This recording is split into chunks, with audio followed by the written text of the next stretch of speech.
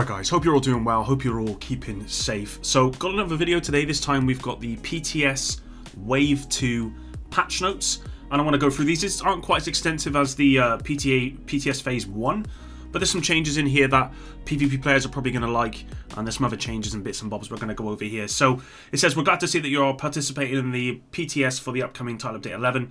PTS is a developer build, meaning that some things you encounter will be a work in progress, bugs might be present, and balance changes might not be final.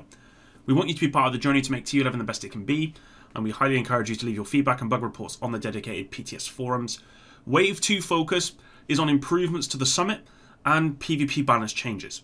As always, feedback is appreciated in all areas, but in particular the following areas are testing focuses: the summit PvE game mode, PvP balance, and then loot quality.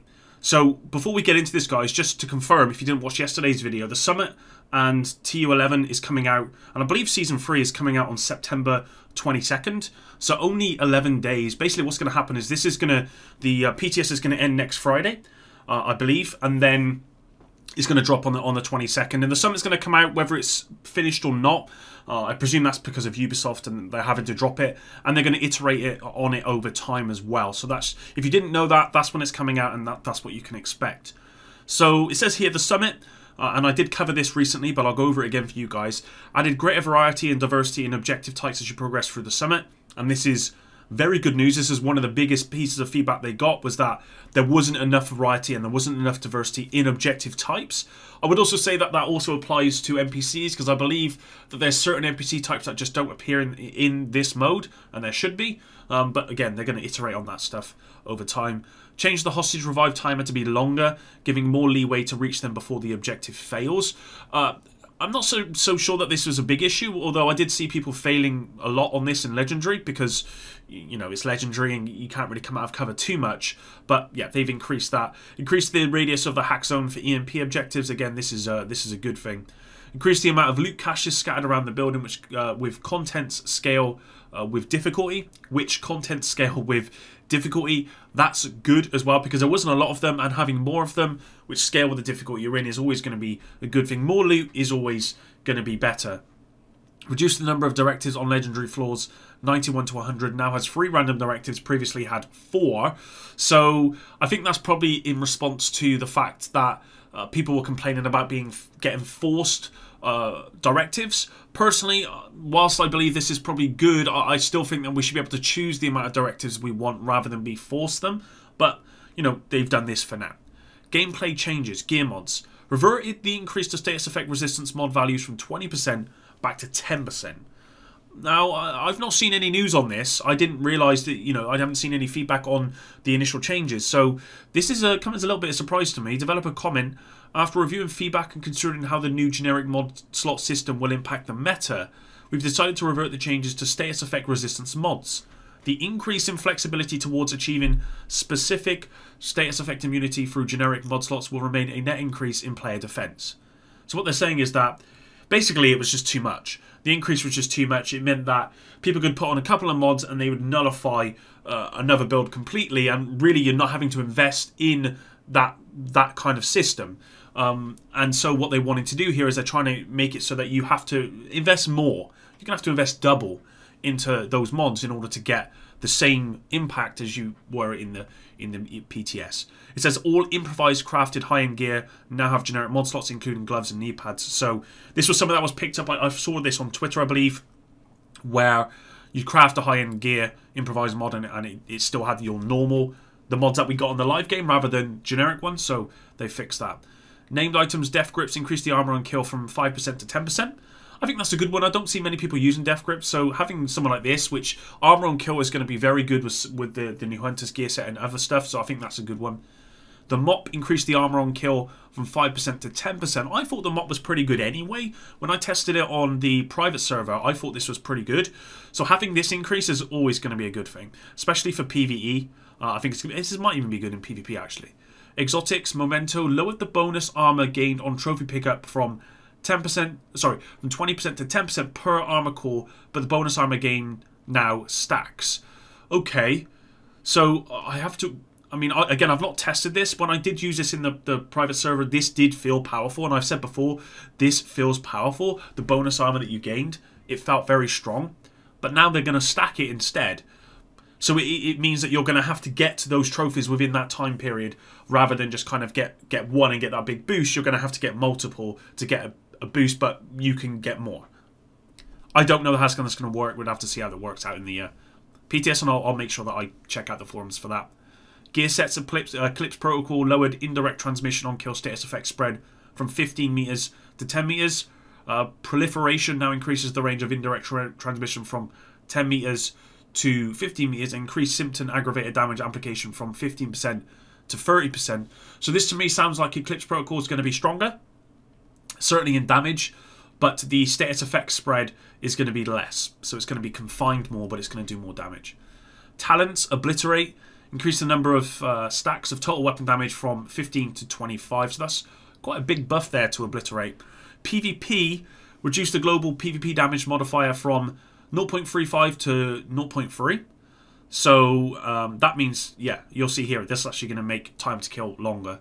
Reverted previous changes to the pistol, rifle, and MMR PvP damage modifiers to pre-10.1 values, which is a buff. I mean, it's a buff to what's currently live, but it's just going back to what it was before.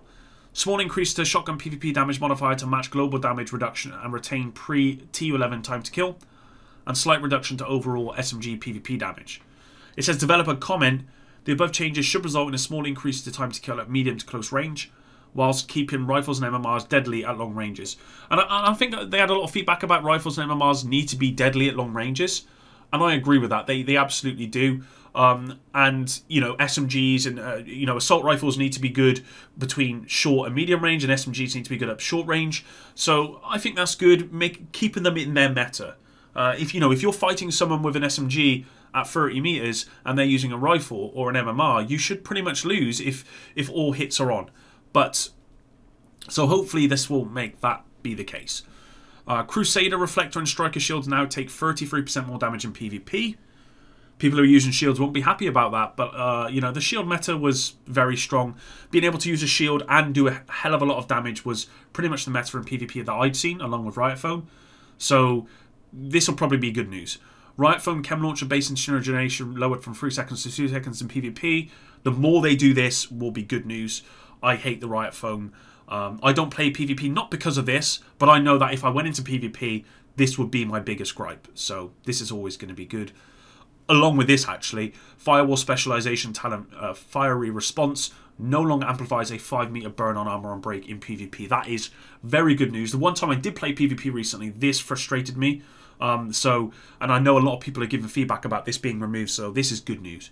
Eclipse Protocols indirect transmission on kill status effect spread lowered from 15 meters to 5 meters in PvP, 7 meters with proliferation chest talent. So quite a big nerf to Eclipse Protocol. But again, I think a lot of people in PvP just cannot stand the whole status effect side of stuff.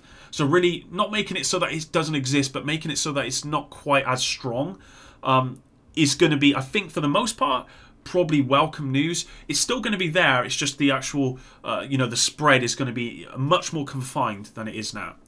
Lady Death's Breathe Free Weapon Damage Amplification Effect lowered from 75% to 50% in PvP. I knew Lady Death was going to get a nerf. I didn't know how they were going to do it, and this is how. They're basically nerfing it by, I don't know, 30%, 40%, something like that in PvP. Headhunter buff duration lowered from 30 seconds to 5 seconds in PvP, and Headhunter damage bonus lowered from 40% to 20% in PvP, 25% with Perfect Headhunter.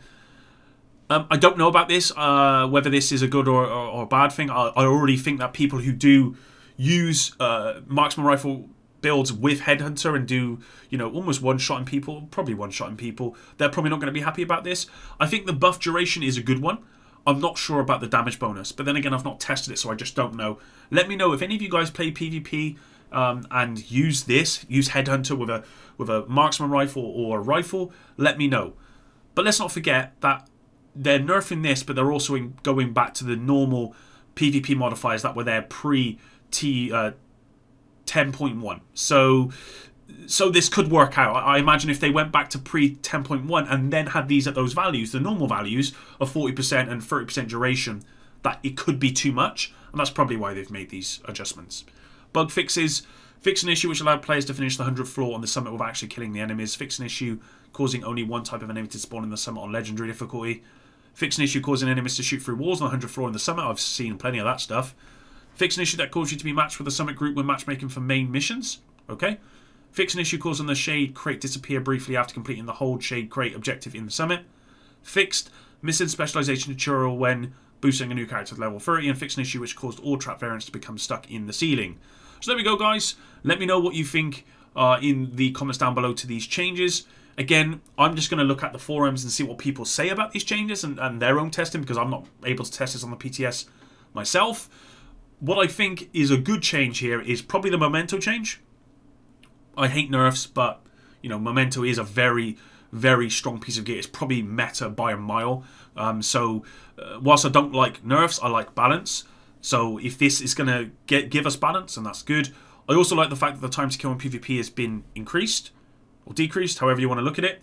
And I also like the fact that they're reverting the changes here to pistol rifle MMRs. I want PvP to become, you know, if you're using a rifle at 30 meters against an SMG, then you're going to win if you're hitting. That makes sense. And if you're hitting headshots especially, you're going to win. That makes sense. Whereas, you know, if the SMG is within 5 meters, yeah, you're probably going to lose. And that's fine. They need to be strong in their own areas. And hopefully they're going to achieve that by making changes like this. I also love these changes here with the firewall and the chem launcher and stuff. So thanks very much for watching. If you did stick around to the end, really do appreciate it. And until probably a video now that's going to be coming on Monday, I hope you all have a fantastic weekend and epic out.